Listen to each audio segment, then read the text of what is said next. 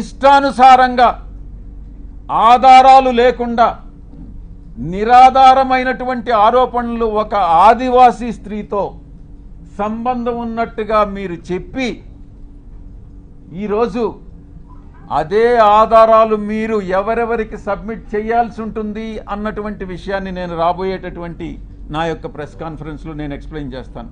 ఈ కుట్ర కుతంత్రాల వెనక ఎవరున్నారు అనే విషయాన్ని నేను ప్రశ్నిస్తా ఉన్నా. నాకు వ్యతిరేకంగా అనైతికంగా ప్రవర్తించినటువంటి వాడు వంశీకృష్ణ, 2 రాధాకృష్ణ, 3 బిఆర్ నాయుడు, 4 వెంకటకృష్ణ, 5 సాంబడు.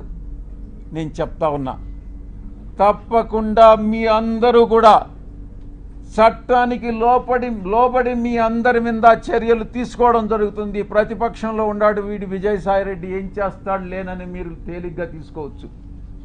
కానీ విజయసాయిరెడ్డి ఒక్కసారి పట్టుబడితే ఆ రోజు రామోజీరావు నాతో తగువేసుకున్నాడు. నేను ఏ రోజు రామోజీరావుని కలవలే.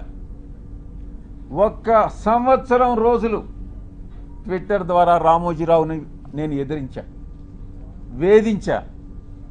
ఏం చేశాడు? అదేవిధంగా అటు రాజ్యాంగబద్ధంగాను నాకున్నటువంటి ఏ అయితే వసతులు ఉన్నాయో అన్ని వసతులను ఉపయోగించి వీళ్ళందరికీ కూడా బుద్ధి చెప్తాను అన్నటువంటి విషయాన్ని నేను తెలియజేస్తా ఉన్నా.